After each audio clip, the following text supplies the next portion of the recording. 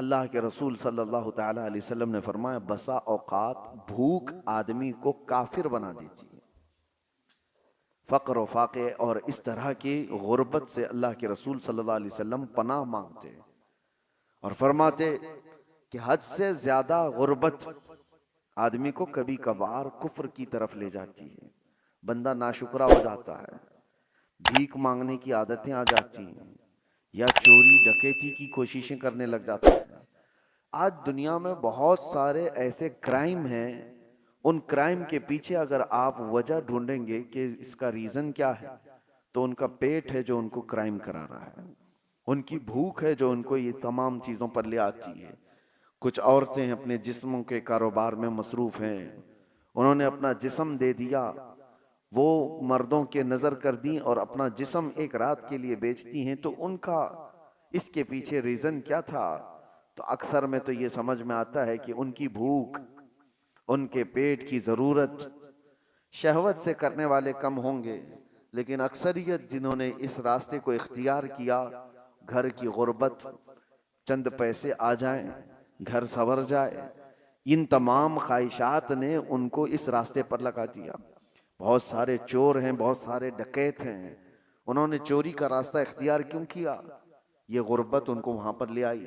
और एक बार आदमी करने के बाद फिर मालदार हो भी जाए तो फिर वो अपनी पुरानी खसलत छोड़ता नहीं। मिसाल के तौर पर कुछ गुंडे, कुछ डाकू जो डकैत हैं और डाका जनी करते हैं, ऐसा नहीं कि वो गरीब ही रहते हैं, बहुत मालदार हो गए, वो डॉन कहलाने लग गए, करोड़ों की उनके पास जायदादें आ गई, लेकिन वो काम छोड़ते नहीं। वजह यह है कि भूख ने उनको शुरुआत करा दी थी, अब वो भूख उनकी मौत तक मिटती नहीं। भूख की वजह से वो आया था, पेट की भूख, उसको मिटाने के लिए छोटी मोटी चोरियां किया, लेकिन जिस रास्ते को उसने इख्तियार किया कि भूख को खत्म करूं, वो रास्ता ऐसा है कि मौत तक उसकी भूख का वो इलाज नहीं दे सकता। चाहे उसके पास अरबों की जायदाद आ जाए, भूख मिटती नहीं। यही तवाइफ के साथ भी है। वो चंद दिन करके ऐसा नहीं होता कि वो छोड़ दे, उसका बुढ़ापा आ जाए, जिस्म लटक जाए, मगर वो उस कारोबार में जमी रही। वजह यह है कि इस रास्ते पर उसको लाया कौन था? उसकी भूख, उसकी लालच। शुरू में ये सोच करके आई कि चंद दिन मालदारों को राजी कर दें तो मेरा घर संवर जाएगा, मुझे भी कुछ पैसे मिल जाएंगे। तो इस रास्ते को इख्तियार किया तो फिर ये रास्ता उसे मौत तक छोड़ता नहीं, उसकी भूख मिटती नहीं। कल देखा जाएगा, अगली बार देखा जाएगा, ये करते करते उसकी मौत आ जाती है। इसलिए मेरे अजीजों, जिन्होंने भूख पर कंट्रोल नहीं रखा, उनको बहुत खतरनाक रास्तों पर जाते हुए लोगों ने देखा है। और रमजानुल मुबारका इसी रिहर्सल के लिए तुम्हें लाया जाता है। जिंदगी में कभी भूखा रहने की नौबत आ गई तो तुम एक महीना ऐसी प्रैक्टिस कर लो, इतना अल्लाह ताला की तरफ से दिया हुआ भूख को बर्दाश्त करने की ताकत पैदा करो। देखो आज रमजान में आप भी भूखे हैं, सुबह से लेकर शाम तक, एक दिन नहीं, 2 दिन नहीं, 3 दिन नहीं, 25 दिन तक, 30 दिन तक भी भूखे रहते हैं दिन में।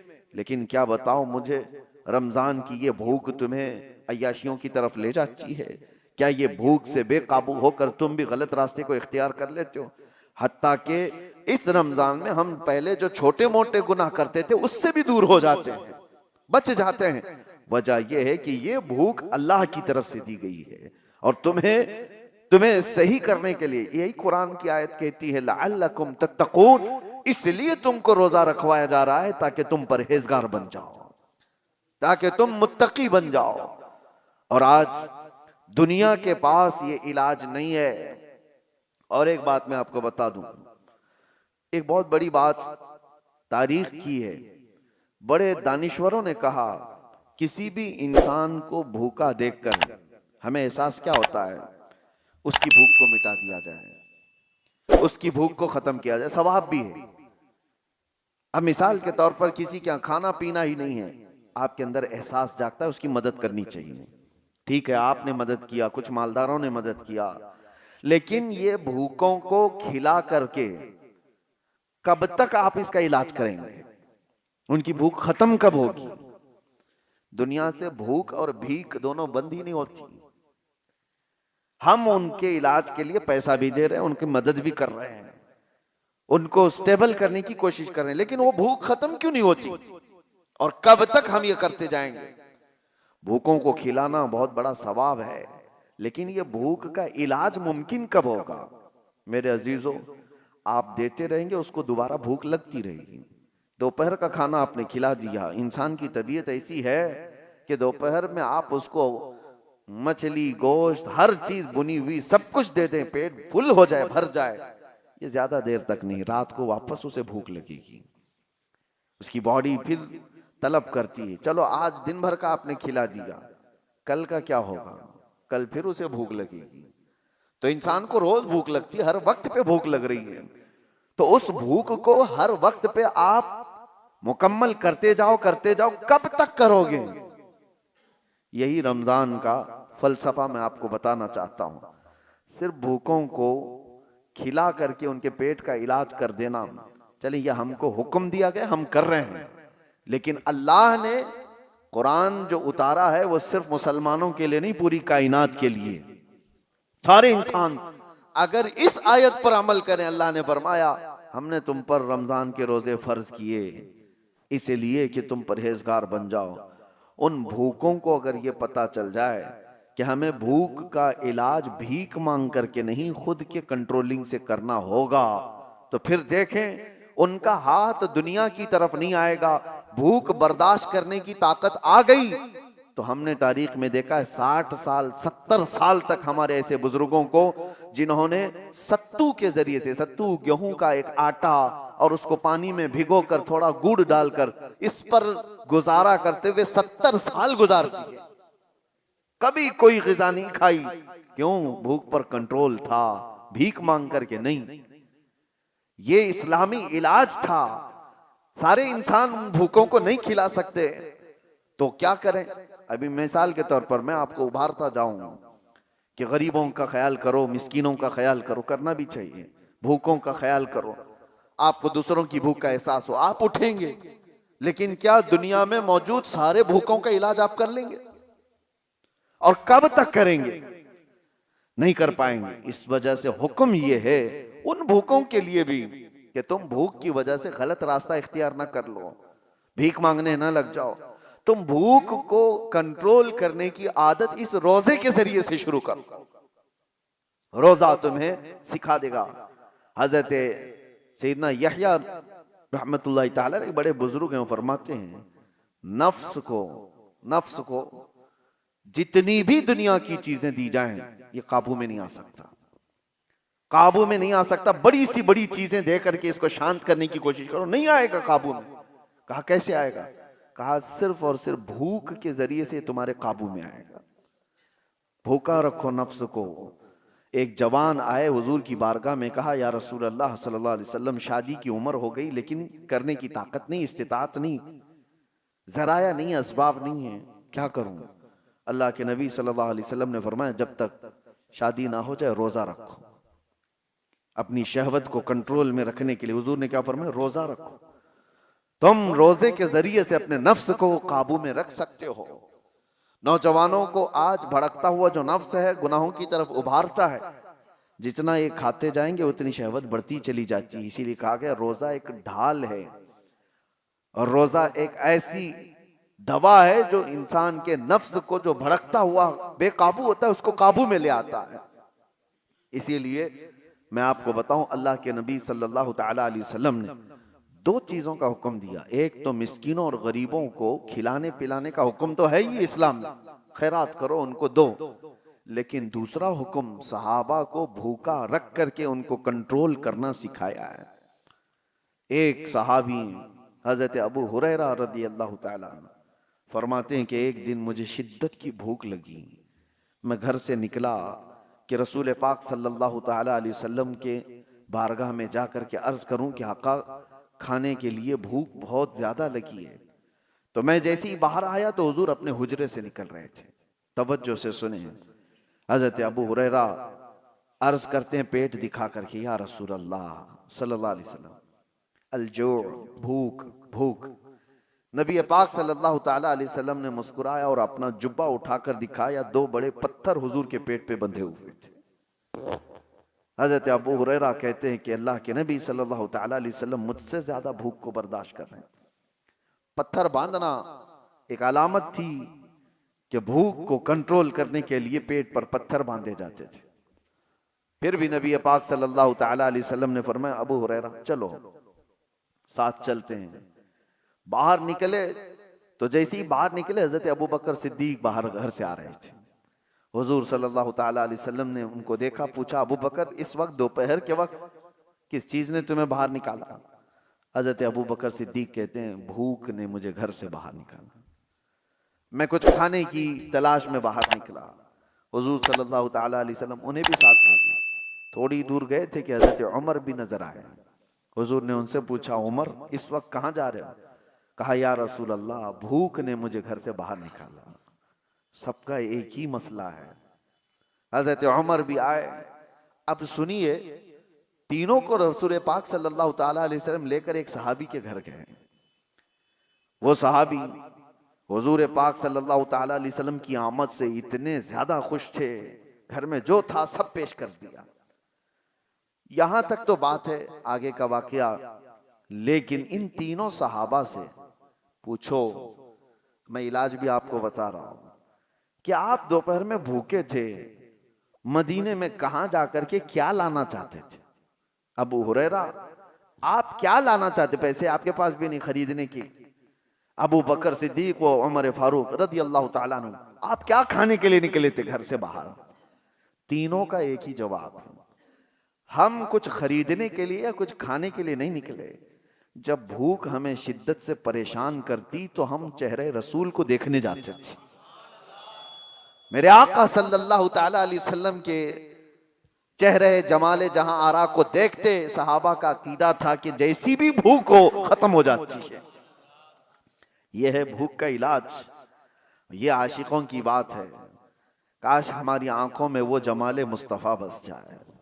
जब दुनिया हमें इस तरह भूख से परेशान करे तो वो तस्वीर यार सामने आ जाए, और फिर हुजूर पाक सल्लल्लाहु ताला अलैहि वसल्लम के उस जमाल में मह होकर के हम सारी भूख भूल जाएं।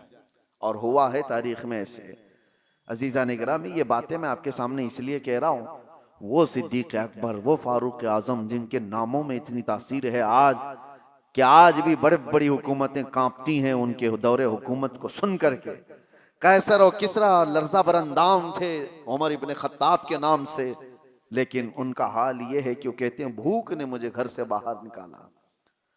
अल्लाह के रसूल सल्लल्लाहु ताला अलैहि वसल्लम के सबसे करीबी सहाबा हैं, वो भूखे रह करके रिहर्सल कर रहे थे कि भूख पर कंट्रोल हासिल करो। आज हमारे पास सब कुछ है, और कुछ मालदार लोगों को जैसी माल की चर्बी आती है उनको लगता है रोजा रखना तो गरीबों का काम है, हमको अल्लाह ने किस चीज की कमी दी। कुछ मालदार ये सोचते हैं कि माल जिसके पास कम है वो रोजे रखे, हमारे पास थोड़ी ना कुछ कमी है। दौलत की ठाट बाट सब कुछ है। अगर तुम दौलत को कंपेयर करना चाहो तो उस्मान गनी के कदम तक भी नहीं पहुंच सकते, लेकिन उन्होंने भी भूखा। ये रमजान की बात नहीं कर रहा हूं जो सहाबा की, आम दिनों की बात कर रहा हूं, आम दिनों की बात। हजरत उस्मान गनी रदी अल्लाह ताला अन्हु का हाल तो ये था, मियाँ उनके माल से तुम्हारा क्या कंपैरिजन। एक जंग में, जंग तबूक के मौके पर उन्होंने जो सदका दिया था, खैरात किया था, जानते हो आज के जमाने में उस खैरात की वैल्यूएशन कर ली जाए ना, 116 करोड़ रुपए बनते हैं आज के। वह हजरत उस्मान गनी ने एक ही जंग में दान कर दिए थे। वो खैरात करते थे तो 116 करोड़ आज की कीमत बनती है कोई खैरात करने वाला? और जाहिर सी बात है पूरा माल नहीं, अपने माल का थोड़ा सा हिस्सा उन्होंने खैरात किया था। तो माल कितना था उनके पास उस जमाने में? और यही वजह है कि हजरत उस्मान गनी रज़ियल्लाहु ताला अन्हु का माल आज भी मदीने में मौजूद है, आज भी है। उनके नाम की होटल्स हैं, उनके ही खाते में जाती हैं। मदीने तैयबा की म्युनिसिपैलिटी का खर्चा हजरत उस्मान गनी के माल से पूरा किया जाता है। आज उनका माल खत्म नहीं हुआ, आज भी मौजूद है वक्फ उस्मान। मैं ये कह रहा हूं, इतने बड़े मालदार इतना कुछ उनके पास था, लेकिन जिंदगी गुजारने के लिए उन्होंने भी भूख को इख्तियार किया है, भूख को इख्तियार किया। एक बार तो ऐसा हुआ कि एक सहाबी हुजूर के पास आए, कहा या रसूल अल्लाह सल्लल्लाहु अलैहि वसल्लम, शादी के लिए माल कुछ खरीदने की मुझे जरूरत है, सामान खरीदने की, कुछ माल चाहिए। हुजूर ने कहा कि जाओ उस्मान के पास अपने शादी के अखराजात के पैसे ले लो, कहना कि मैंने भेजा है। वो साहबी आए हजरत उस्मान गनी के घर पर, तो अभी वो दरवाजे पर पहुंचे थे, हजरत उस्मान की गरजदार आवाज आ रही थी अंदर से। ये साहबी ठिठक कर खड़े हो गए, सुना कि डांट रहे हैं वो किसी को, वो अपने खादिम को डांट रहे थे, अपने गुलाम को डांट रहे थे हजरत उस्मान गनी। ये कान लगाकर बाहर से सुनते हैं कि किस बात पर डांट रहे हैं। तो देखा कि खादिम को, गुलाम को इस बात पर डांट रहे हैं कि चिराग में उसने बत्ती थोड़ी ज्यादा कर दी थी, तेल ज्यादा जल रहा था, बत्ती को थोड़ा सा लंबा कर दिया था तो तेल ज्यादा जल रहा था। उस्मान गनी इस बात पर खादिम को खूब डांट रहे हैं। तो ये सहाबी बाहर से सुनते हैं और वापस चले जाते हैं। जो अपने घर में चिराग के तेल जलने पर गुस्सा करता हो, मेरी शादी का खर्चा कहां से देगा, वापस चले गए। दूसरे दिन आए, वही वक्त था, आज फिर गरजदार आवाज आ रही थी अंदर से। इन्होंने सुना आज फिर किसी को डांट रहे हैं, आज फिर खादिम को डांट रहे थे। किस बात पर? इस बात पर कि दाल में नमक ज्यादा किया हुआ है, ज्यादा नहीं, टेस्टी बनाया हुआ है। नमक के बगैर तो टेस्ट आता नहीं, तो टेस्ट अच्छा कर दिया। तो हजरत उस्मान गनी उस पर उसको डांट रहे हैं कि नमक इतना इस्तेमाल कर लिया कि दाल लज्जत वाली हो गई है, ज्यादा खाई जा सकती है। तो ये साहबी जो बाहर खड़े थे, उन्होंने कहा ये तो दाल पर और चिराग पर गुस्सा करते हैं, ये मेरे शादी का खर्चा कहां से देंगे। वो वापस पलट रहे थे, हजरत उस्मान गनी ने उनको देख लिया, कहा कि कल भी तुम आए थे, आज भी तुम आए, क्या बात है, किस लिए आए? उन्होंने कहा बात दर हकीकत यह है कि अल्लाह के नबी सल्लल्लाहु अलैहि वसल्लम ने तुम्हारे पास मुझे भेजा, मेरे शादी के अखराजात आपसे मैं हासिल करूं, लेकिन आप 2 दिन से मैं देख रहा हूं गुस्से में हैं, खादिम को खूब डांटे जा रहे हैं, कभी चिराग पर कभी दाल पर। मैंने ये सोचा कि कहां मेरी शादी हो सकती है इनके माल से। हजरत उस्मान गनी ने कहा कसम खुदा की, तू क्या अल्लाह के नबी का हुक्म हो तो 70 शादियां मैं तनहा कर दूं। लोगों के मदद के लिए मेरा माल खुला हुआ है, लेकिन जो तुमने देखा मेरे घर में वो मेरे अपने जरूरत के लिए चीजें थी। खादिम ने चिराग को, बत्ती को ज्यादा किया, तेल ज्यादा जलता गया, नमक इतना डाल दिया कि दाल ज्यादा खाई जा रही। इस बात पर मैंने गुस्सा इसलिए किया कि कल क़यामत के दिन रब्बे जुल जलाल अगर हिसाब ले ले, क्या उस्मान तुझे इतनी ही रोशनी की जरूरत थी, तूने इतना ज्यादा क्यों जलाया? अगर रब तबारक व तआला हिसाब ले ले कि तूने दाल जितने पर तेरा गुजर हो सकता था उससे ज्यादा खाया क्यों, इस लज्जत बढ़ गई तेरी, तो मैं क्या जवाब दूंगा? इसलिए तरबियत के लिए मैं अपने खादिम को डांट रहा था, ये नहीं कि दूसरे को देने के लिए कभी डांटा है। ये हजरत उस्मान गनी थे जिन्होंने मालदारी के औज पर पहुंच करके भी कंट्रोलिंग दिखाया दुनिया को। आज लोग ये समझते हैं बहुत माल आ जाए तो हमारा नहीं है काम रोजा रखना, तरावी पढ़ना, ये गरीबों का काम है। और अगर तुम्हारे दिमाग में ऐसा है तो ठीक ही है कि अल्लाह गरीबों को पसंद भी फरमाता है। अल्लाह ताला गरीबों के घर रमजान भेजा है, वो रोजा भी रखते हैं और तरावी भी पढ़ते हैं, और इस्लाम गरीबों से शुरू हुआ है और गरीबों में खत्म भी हो जाएगा। मेरे अजीजों, भूख के मुतालिक एक बात और अर्ज कर दूं, कहां सहाबा इकराम ने अपने घरों में किस तरह किया। हुजूर सल्लल्लाहु ताला अलैहि वसल्लम एक दिन घर से निकले, उस वक्त भी एक सहाबी हुजूर के साथ है। कहते हैं कि रसूल पाक सल्लल्लाहु ताला अलैहि वसल्लम हजरत फातिमा के घर गए। हजरत फातिमा उस वक्त घर में अकेली बच्चों के साथ, देखा कि आवाज नहीं निकल रही है बच्चों की। हजरत फातिमा रदी अल्लाह ताला अन्हा, नहीं मैं ये बात बाद में अर्ज करता हूँ। हुजूर पाक सल्लल्लाहु ताला अलैहि वसल्लम की एक दावत हुई हजरत अबू अय्यूब के घर। हुजूर पाक सल्लल्लाहु ताला अलैहि वसल्लम जैसे ही पहुंचे, उन्होंने एक बकरी का बच्चा ज़बह किया और आपकी दावत कर दी। सहाबा जो साथ में थे, 2 सहाबा, हुजूर सल्लल्लाहु ताला अलैहि वसल्लम खाने के लिए बैठे तो हजरत अबू हुरैरा कहते हैं खाने की खुशबू इतनी थी कि जल्दी से जल्दी लपकने का दिल कर रहा था, हाथ लगा दूं। जाहिर सी बात है, जो बंदा 3 दिन से भूखा है वो खाने के दस्तरखान पर हाथ रखना ही चाह रहे थे। रसूल पाक सल्लल्लाहु ताला अलैहि वसल्लम ने कहा घर वालों से कि एक कटोरी और हो तो दे दो। सालन दस्तरखान पर रखा है, एक खाली कटोरी मंगवाई और उसमें सालन आधा किया, और उसके बाद जो बात कहते हैं मेरे आका, अल्लाह अकबर। एक सहाबी हजरत अबू हुरैरा वो कहते हैं कि हुजूर ने ये दिया और कहा जाओ फातिमा के घर देकर के आओ, पिछले 8 दिन से उनके यहाँ फाका चल रहा है। 8 दिन हो गए हैं उनके यहाँ फाका चल रहा है, उनके बच्चे और उनका। ये किस घराने की बात कर रहा हूं? क्या वो घराना मोहताज था? वो घराना कोई मोहताज घराना है? पूरी दुनिया जिनके नाम का सदका खा रही है आज। और अगर वो चाह लें, अल्लाह की बारगाह में ख्वाहिश भी करें, रोजाना जन्नत से जिब्राइल उनके लिए खाना ले आए। लेकिन वो घराना ऐसा था, भूख पर कंट्रोल करना सिखाया गया, भूख पर कंट्रोल करना सिखाया गया। यही तो बात है कि हसनैन करीमैन की शुजाअत को पूरी दुनिया मानती है कि इमाम हुसैन को करबला में 3 दिन भूखा और प्यासा रखकर झुकाने की कोशिश की गई थी। उनके बच्चों को, उनके खानदान को पानी बंद किया गया, खाना बंद किया गया। क्या झुका इमाम हुसैन का सर? पूरी दुनिया ने देखा। यजीद के सामने झुकना तो दूर की बात है, हाथ भी आगे बढ़ाने को तैयार नहीं हुए। वजह क्या थी? तुम आज भूख से हुसैन को आजमा रहे हो, इनकी मां तो बचपन में भूख की तरबियत दे चुकी थी।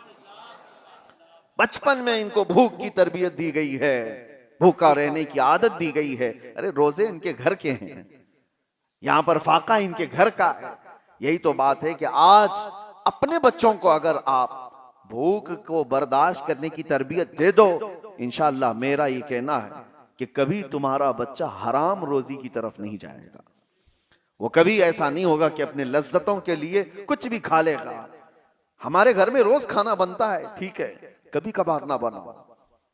मैं खुद मेरे वालिद गिरामी को देखता, किसी दिन पूरा का पूरा ऑफ, कुछ भी नहीं, वो मुरमुरे होते थे। हमारी माँ से कहा जाता बच्चों को आज यही खिलाओ।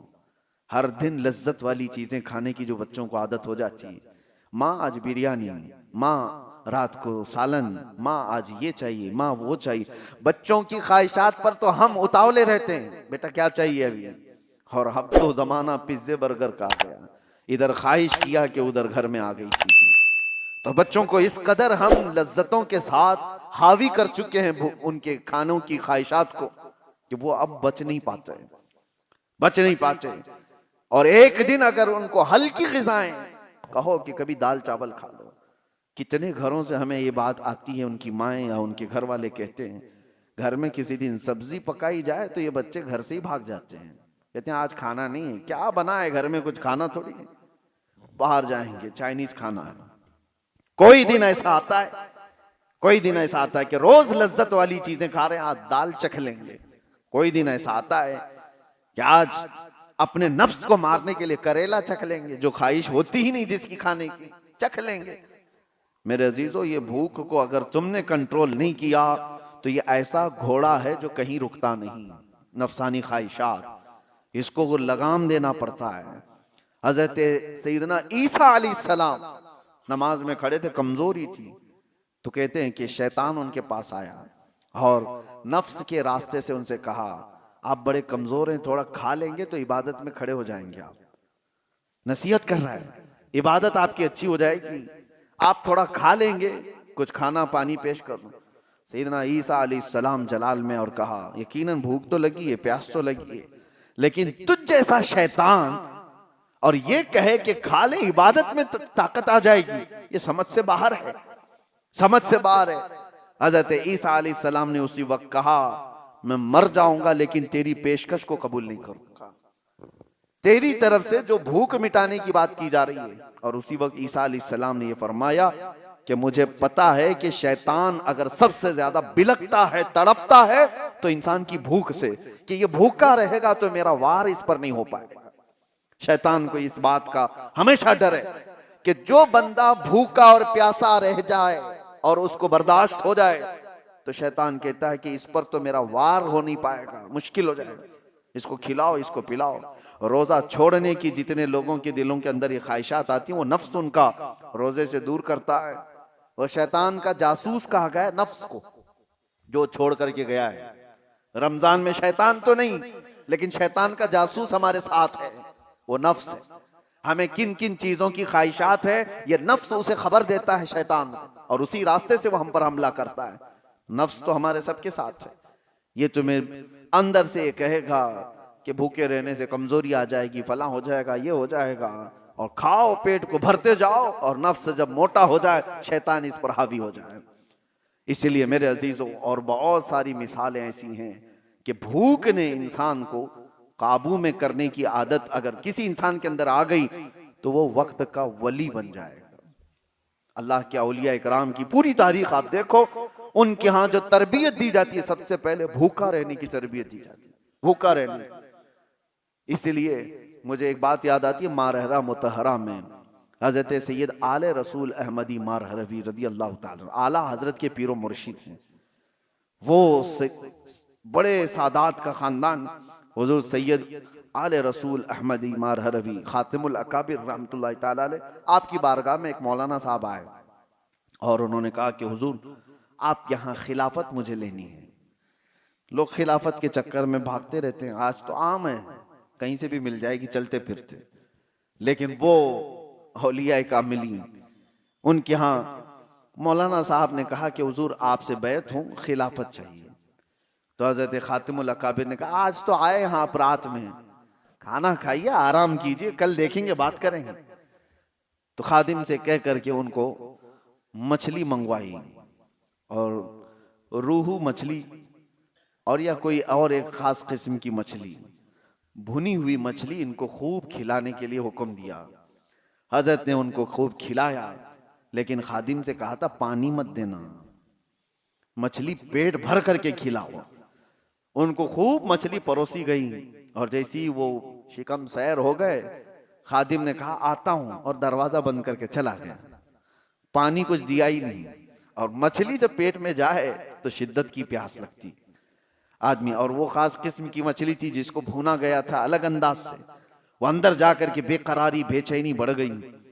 वो पुकारते रहे अंदर से पानी पानी पानी, कोई सुनने को तैयार नहीं। हजरत का हुक्म था पानी मत दो।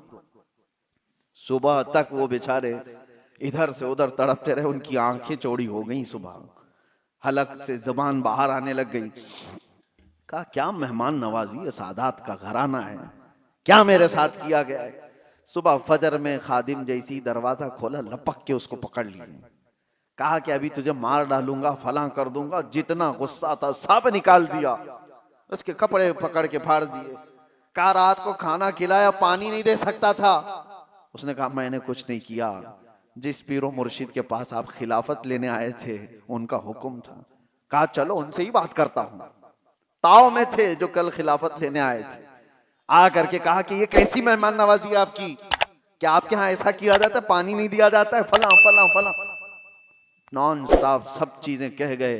हजरत खातिमुल अकाबिर ने कहा पानी दे दो, पानी दो, और उसके बाद इनको नजराना देकर रुखसत करो। पानी देकर उनको सब ठंडा किया गया। तो फिर उन्होंने कहा हजरत आपने कहा था कल रात में, क्या आज रात खाना खाकर सो लो, कल खिलाफत की बात करेंगे। आपने कहा जो अपनी प्यास बर्दाश्त नहीं कर सकता वो अपनी खिलाफत के बोझ को कहां उठा सकता है। एक रात की प्यास नहीं बर्दाश्त कर सकता, वो इतनी बड़ी जिम्मेदारी को कहां उठा सकता है। जाओ अभी तुम्हारी तरबियत की जरूरत है। यह औलिया कामिलीन, सूफिया कामिलीन का तरीका रहा है कि अपने मुरीदीन को पहले भूख से वो आजमाते थे और उनको रिहर्सल करवाते थे कि कंट्रोल करना सीखो, भूख और प्यास इंसान को बेकाबू करती है। यही तो बात है। आज भी आप इसका जलवा देख सकते हैं, जो मैंने बताया मौलाना साहब का जलाल, जो अपने उस घराने पर भी जलाल कर गए जिस पर खिलाफत की तवक्को लेकर आए थे, उसका आप उसकी एक झलक आप अपने यहां भी देख सकते हैं। शाम का वक्त देखो, असर के बाद सबका चेहरा और किस अंदाज से इनका पारा गर्म रहता है। इफ्तारी से पहले किसी मुसलमान को टच भी कर दे कोई, जंग हो जाती है।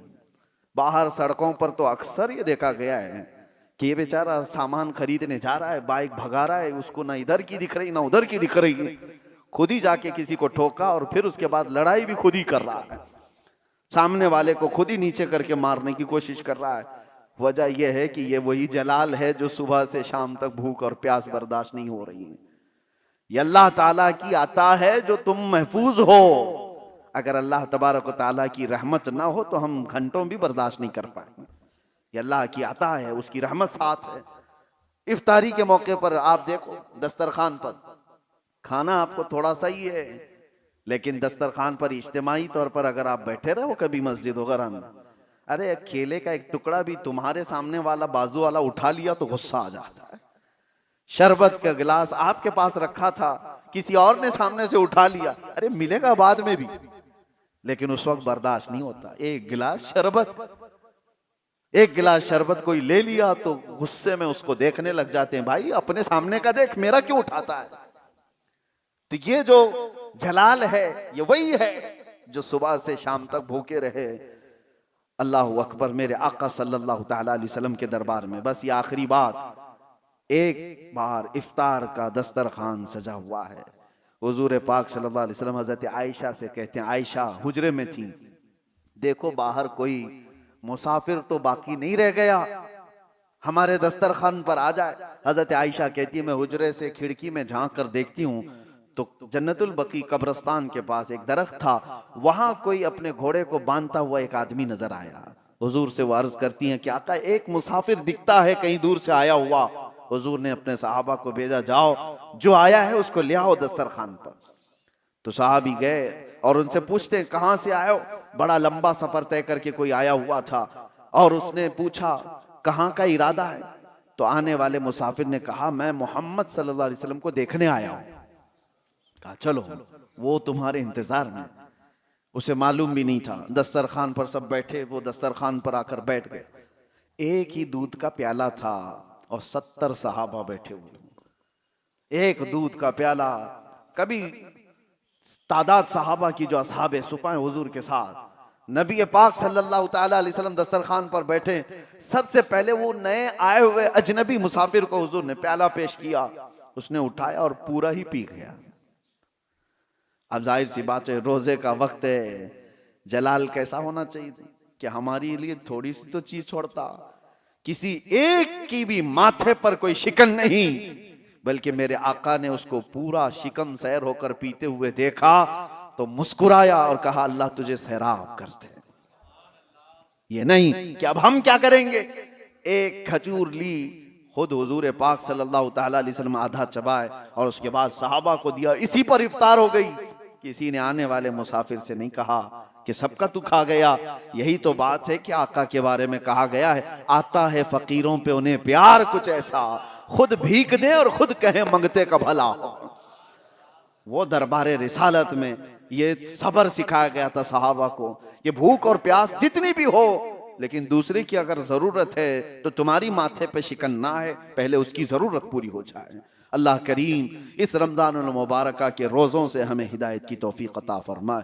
मौला करीम हमारे नफ्स को कंट्रोल की तौफीक हमें अता करे और अल्लाह ताला अपने वादे के मुताबिक हमें इस माह मुबारक में परहेजगारी अता फरमाए, तकवा अता फरमाए और रसूल करीम सल्लल्लाहु तआला अलैहि वसल्लम की बारगाह का कुर्ब हमें नसीब फरमाए। व आखिरु दावाना अनिल हम्दुलिल्लाहि रब्बिल आलमीन। अस्सलामु अलैकुम।